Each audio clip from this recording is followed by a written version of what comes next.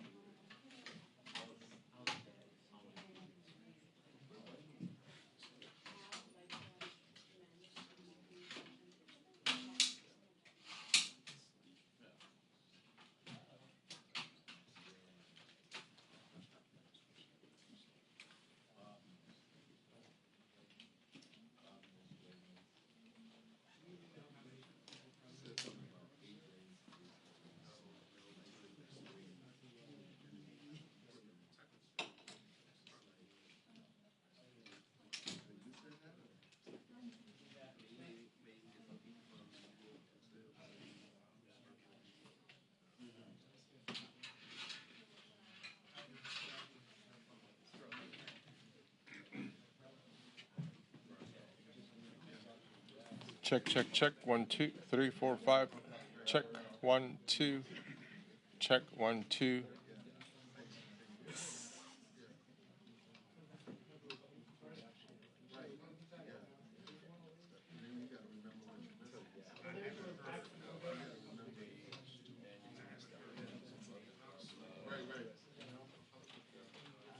Scotty's here.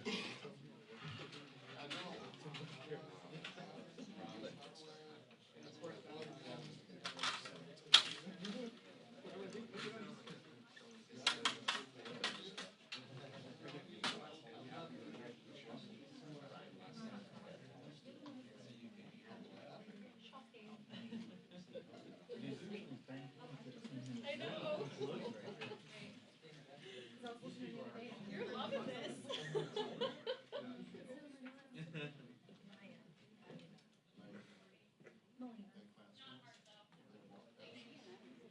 Check. 1, 2. How's that sounding? Check. 1, 2, 1, 2. Check. 1, 2. Much better? Check. 1, 2, 3, 4, 5, 6, 7, 8, 9, 10. 1, 2, 3, 4, 5. I gotta shoot a press conference here. You like that, Tom? Check, check, check, check, check. Thank you, sir. Thank you. You're hanging in there.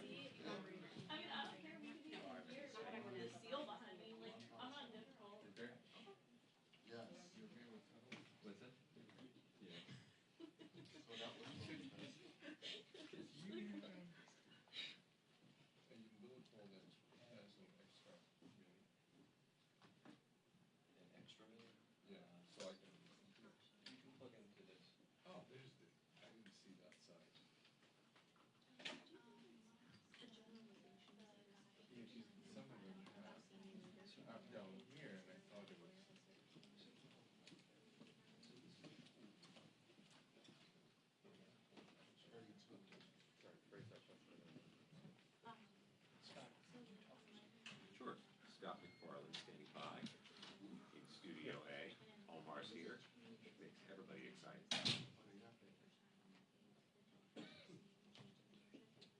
Omar, got better shoes on than me. Let's say Someone said that's my bowling shoes.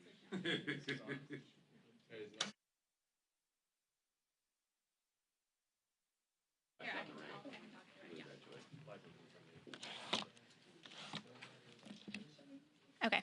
Testing. 1, 2, 3. Testing. Good. Hey, Omar. Give me a focus. he means generally. Not literally. Can you mic check up there too, please? This way or that way? Doing great. Wouldn't change a thing.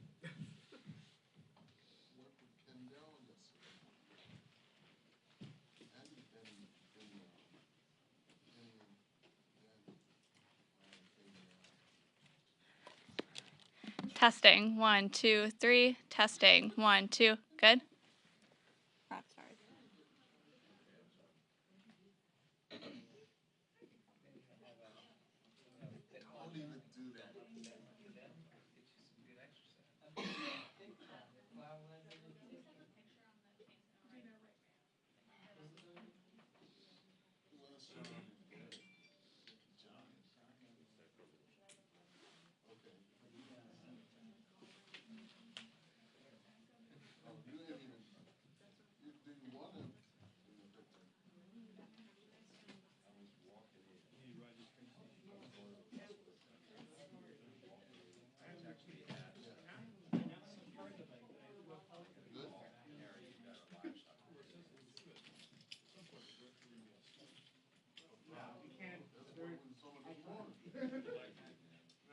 tried finding a way to. Oh, and it was fanning all over the place. Cargo bike.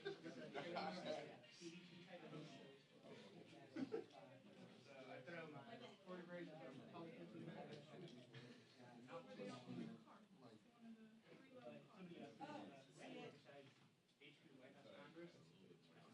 It has to be that cool. Some of them say that it's cultural thing. And I've talked to some other African people there, like, that's what they told me. I was like, but I've heard, they're like, yeah, but that's not culture. They're like, you're here. And because I've heard in the past, it's like, what is it when four women is screwing you on? Was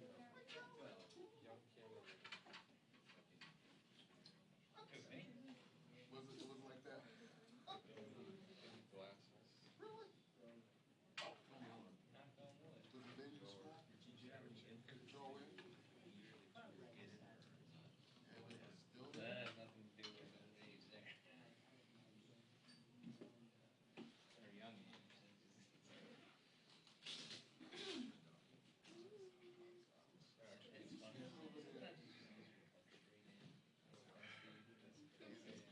That's all. So did they get you all your wireless? They gave it to people that. A lot of stuff's been back Oh, home. gosh. Oh, my goodness. Yeah. Got some you could do leaser loans with some on. That's why I love it. You should know. Say something.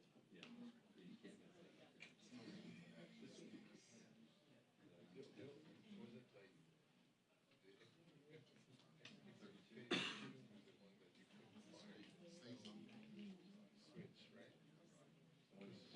Yes.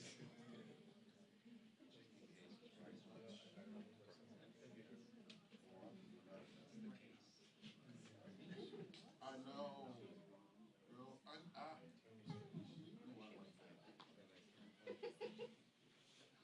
This would be good if it wasn't for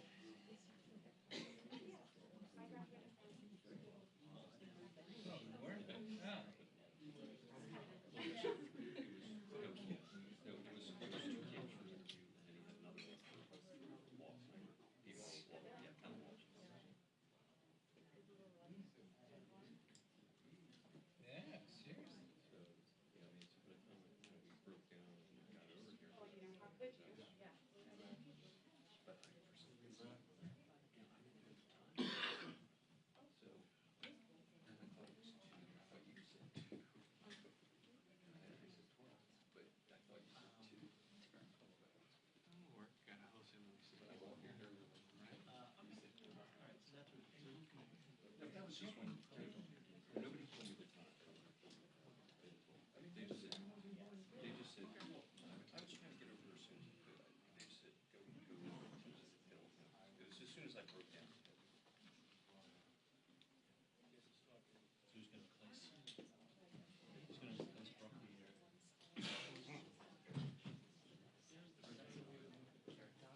Actually, I don't think that's how I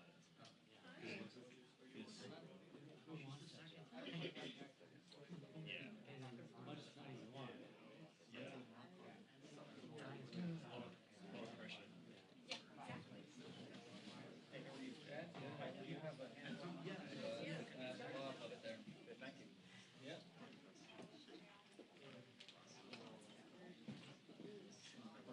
It's not on that yet.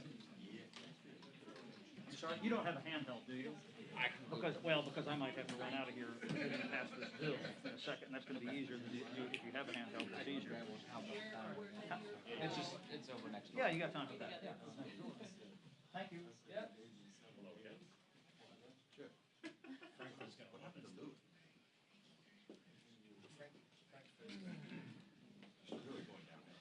Oh, yeah. There's a, No, they're like, it's a stunt double.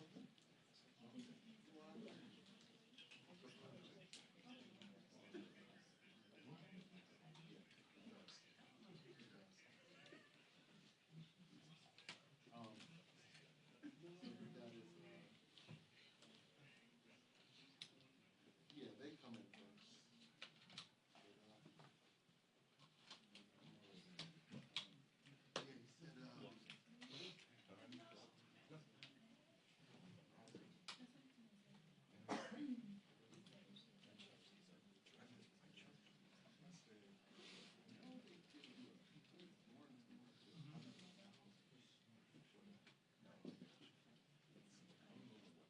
Yeah, that's what the batteries like this.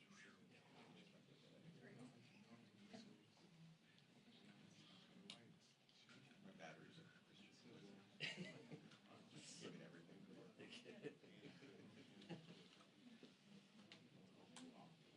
Remember to ask my friend. Yeah. Wisdom. Come on, where is it? Where's the 38,000? 30,000 bags. Publisher. Detroit. Were you at the news or the free press? Who was my publisher at the time? Was it Merriweather? Merriweather was there when I first started. They put in the fridge. It was John Walker. Just for you. I used to work at it. Was Carol. Before that was.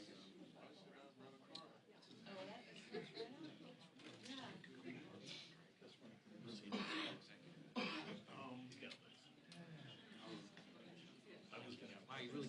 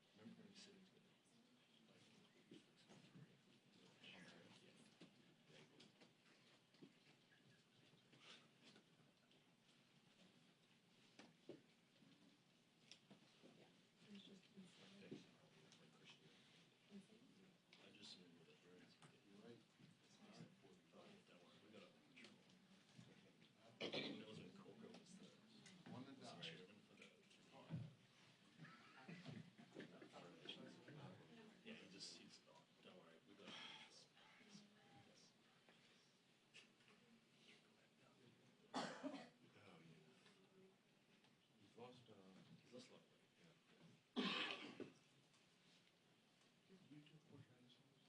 did at State Department.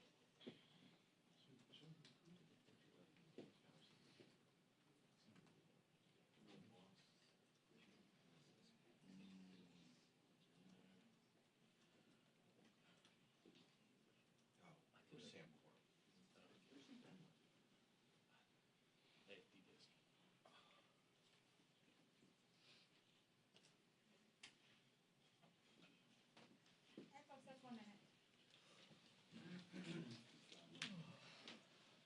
We got a 1 minute, so 2 minutes. You guys catch that? You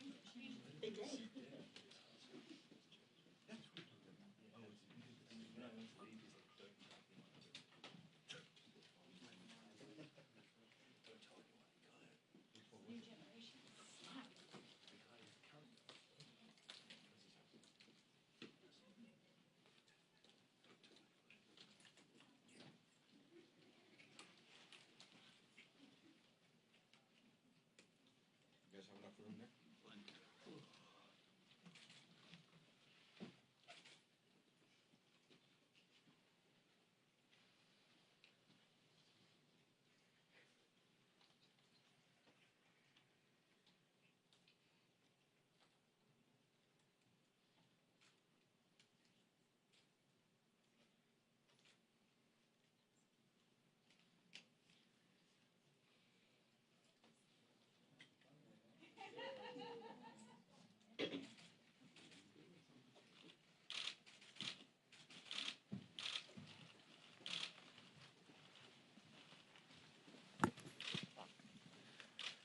Good afternoon, everyone. It's an honor to stand before you today as the incoming House Democratic leader for the 118th Congress that will convene on January 3rd, and to be joined by my two good friends, amazing colleagues and partners, the incoming House Democratic Whip, Catherine Clark, and the incoming Caucus Chair, Pete Aguilar.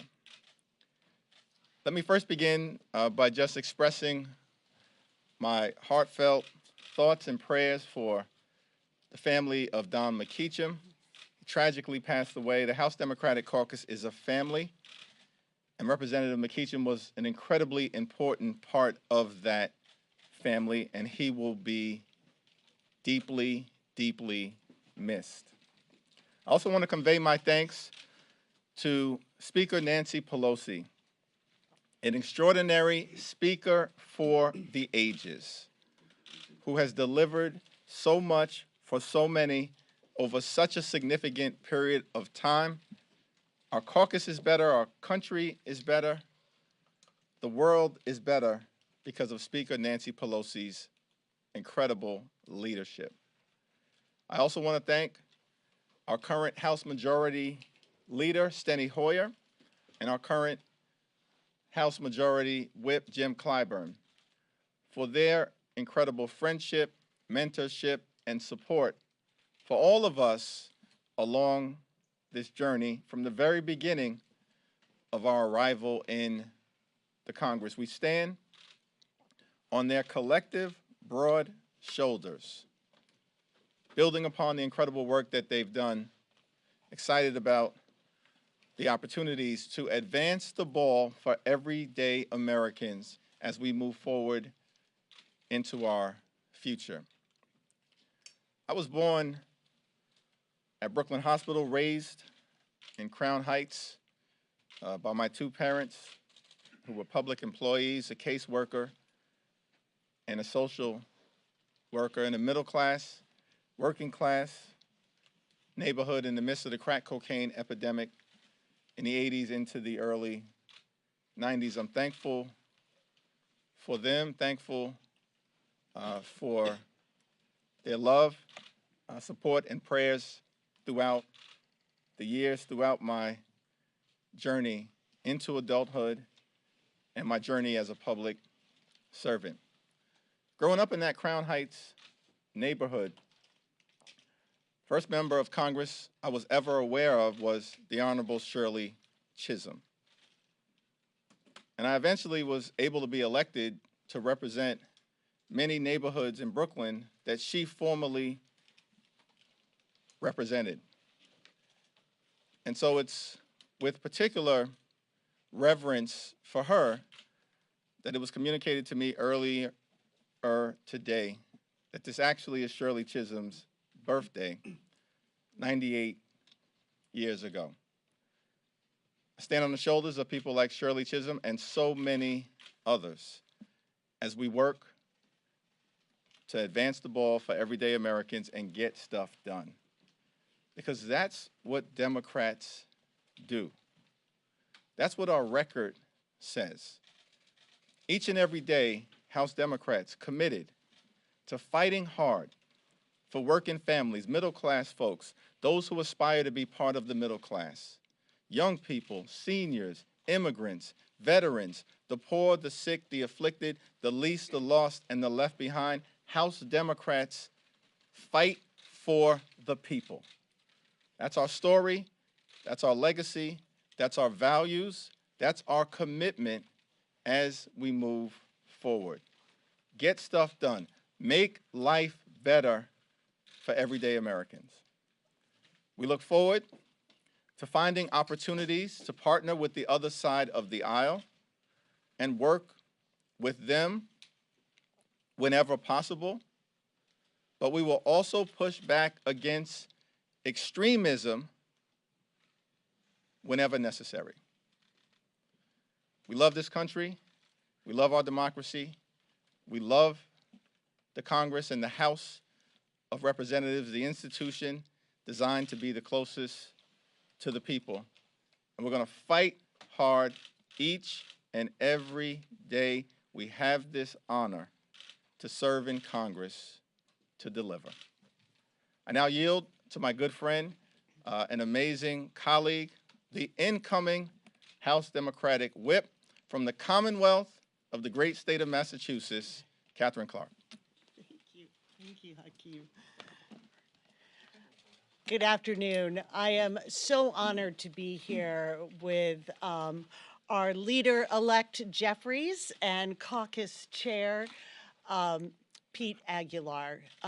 It is truly humbling to be the next whip for the 118th Congress and to get to do it with such an incredible team. And as Hakeem referenced, we as a team and as a caucus reflect the diversity and the strength of the American people. And that is where we are able to come together around shared values and reflect back to American families that they are the priority. They are who we will bring to the leadership table with us. Their stories, their challenges, their victories, and solutions for what they are facing. And I want to join Hakeem in sending our condolences and our love to Don McKeecham's family. He will be sorely missed in our caucus, an absolute tireless advocate for environmental justice and justice in everywhere in this country. And I'd also like to thank our incredible, iconic speaker, Nancy Pelosi, and leader Steny Hoyer for their service to this caucus, to the American people, and for their continued friendship and guidance. And our message today to the American people is very simple. House Democrats are ready to work for you. And in the last 2 years under the leadership of President Biden, we were able to beat back a pandemic, get vaccines in arms, get schools reopened, bring back our small businesses. Then we passed the Climate Action Bill that was the largest in the history of our country. We saved the child care sector. We created 10 million jobs. We passed the first gun reform bill in 3 decades. We lowered healthcare costs for seniors, and we defended women's rights and refused to let them become second-class citizens. And together, that's how we were able to defy political gravity and have this historically close margin in the House. And the Republican agenda appears to be to continue to divide us, to get power through division by turning neighbor on neighbor. But that is not what this caucus is here to do. It is not what the American people want. American people want solutions. It is not just Democratic families that are struggling to afford childcare and health care. It is not just Democratic families who are struggling to afford housing. It is not just Democratic women who want freedom to make their own decisions about their bodies. And it is not just Democratic families who want clean air to breathe and clean water to drink. So we are going to come together as a caucus. Our door is open for any member from across the aisle who wants to get to work for the American people. And if they want to divide, if they want to obstruct, if they want to have political theater instead of finding those solutions the American people want, then we will be here to oppose. But today is a day of transition and hope and a renewal of the shared values of our caucus. And I am so pleased for the first time to be able to turn the mic over to our caucus chair, Pete Aguilar. Thank you so much, Madam Whip. Do I wait until next year to start that? I'm just going to do it. I'm just going to do it now. Thank you so much to my good friends, Catherine and Hakeem. And you guys know that when we say those terms, we don't always mean it. But it's absolutely true. These are good partners, good friends, and I look forward to working with them in the years to come. Everything that Leader Jeffries and Whip Clark stand for is exactly what the Democratic Caucus has been advocating and will continue to protect: individual freedoms, health care. Those are going to be the things that we continue to support and that we continue to push back on the other side as they attempt to erode the agenda that we have accomplished over the last few years. It's not lost on me what my election means for my community, for the Latino community. Being a kid from San Bernardino, having an opportunity to help guide this caucus is a great responsibility, and I don't take it lightly. What we're fighting against is this MAGA extremism, and we heard loud and clear this election from the American public that they want us to work to get things done for them. They want us to reduce the costs that they have, and they want us to stamp out extremism in every form. And so that's going to be our mandate. Unfortunately, there's folks who, on the other side of the aisle, who go to white nationalist conferences and come from the most far-right corners of the country. And we're going to have to continue to push back against those ideas as well. And every time that the other side pushes these theories, these dangerous theories, we're going to have to hold them accountable to the American public. As the Republicans turn to extreme partisanship and the circus of trying to elect a leader, what you've seen here is this transition. The energy in that room was amazing. For a group that is going to be in a very thin minority, the energy of our caucus was handshakes, high fives, and hugs as we transition. That's the legacy of Nancy Pelosi, Steny Hoyer. And that's what's going to be important moving forward.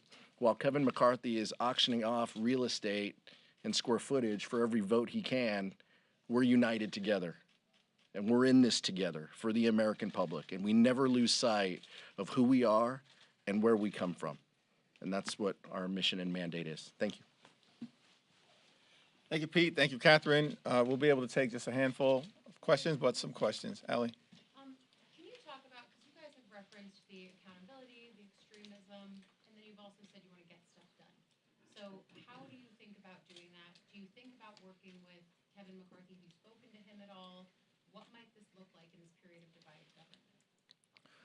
Well, our commitment is always to extend the hand of partnership whenever and wherever possible in order to get things done for everyday Americans. That's been our track record under the extraordinary leadership of President Biden, Speaker Pelosi, Leader Schumer, Democrats in the House and the Senate. We just have completed one of the most productive Congresses in American history. We passed the American Rescue Plan, shots in arms, money in pockets, kids back in school, saved the economy from a great recession, if not worse. Passed the Infrastructure Investment and Jobs Act to create millions of good paying jobs spread out all across America. We were able to do that with some help from Senate Republicans, and we welcomed that bipartisan cooperation. We passed gun safety legislation for the first time in 30 years that will save lives.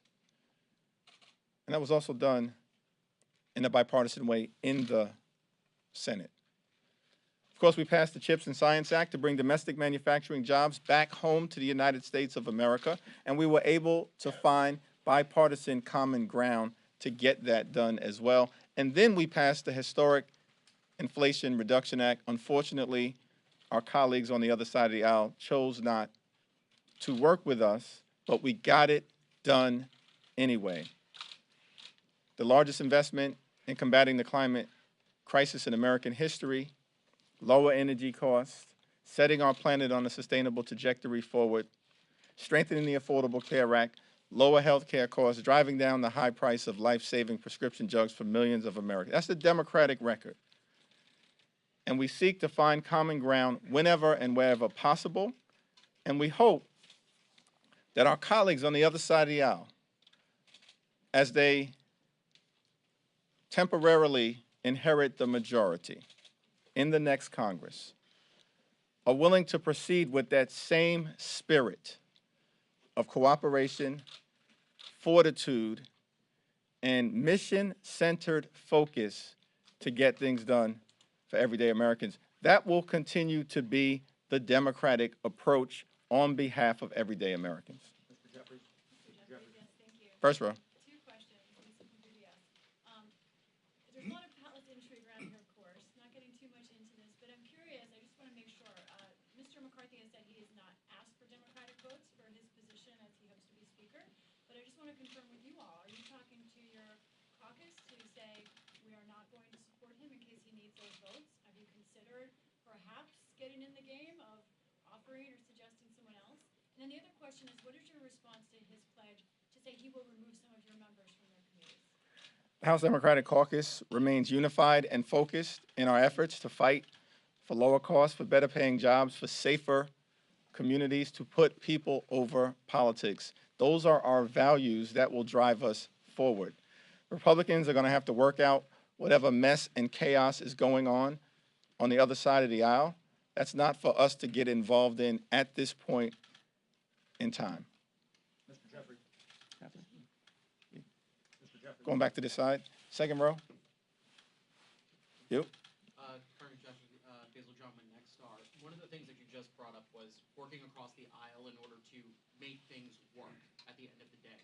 But as we've seen in, especially this past year, it's not just a problem when it comes to working with Republicans. Sometimes you've had Democrats within your caucus, and they don't agree with some of the other Democrats when you're also looking at, say, in the Senate as well.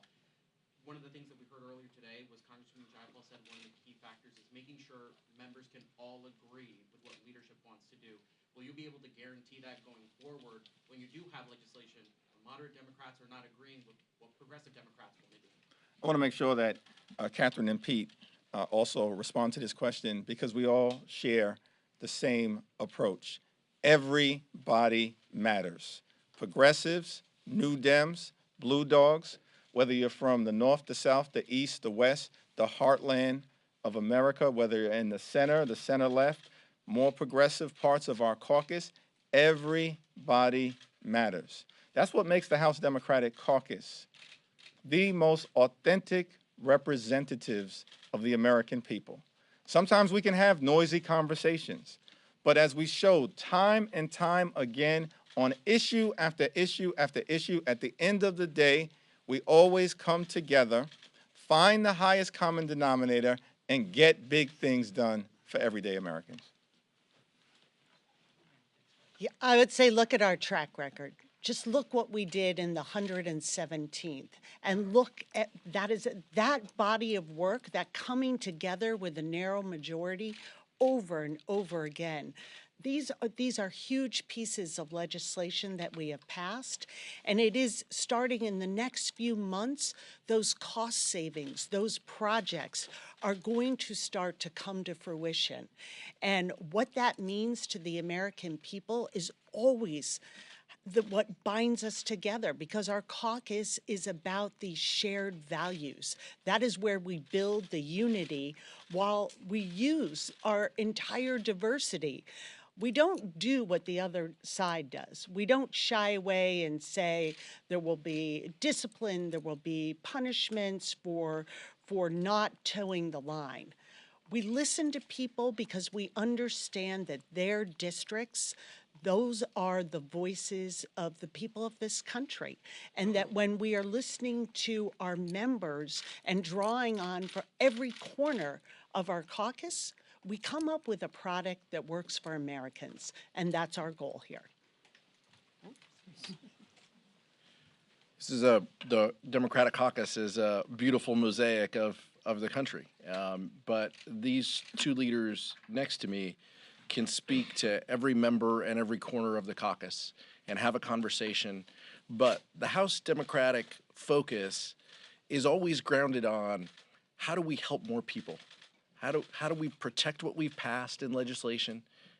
It's never perfect, but how do we protect that, and how do we help more people? So when that's your core ethos of I just want to help more folks, it's a pretty easy conversation, to talk with each of them individually about what's ahead, about a piece of legislation, about a controversial amendment, because that's who we are.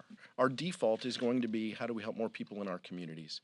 And so those conversations aren't hard, but with leaders like this, it's going to make it easier because they have the credibility and the relationships to go to every corner of the caucus and to talk about what's important to the American public. Last question. Jeffrey? Ted. Thank you. Back in the mid-90s, I remember there was an article in a roll call when Tom Dassel had become the Democratic leader that he had a bird problem because all of a sudden Robert Byrd would always step in and intervene in issues. You still have Speaker Pelosi in the institution. You still have Majority Leader Hoyer in the institution. How do you work, and how does the caucus and the new leadership team work against them being helicopter parents, so to speak? What an incredible blessing to be able to continue to rely on the life experiences, the wisdom, the leadership instincts, the skills, the talent, and ability of Speaker Pelosi, Leader Hoyer, and Jim Clyburn. It's a blessing that we embrace. We stand on their shoulders and look forward to continuing to get things done for everyday Americans. Thank you.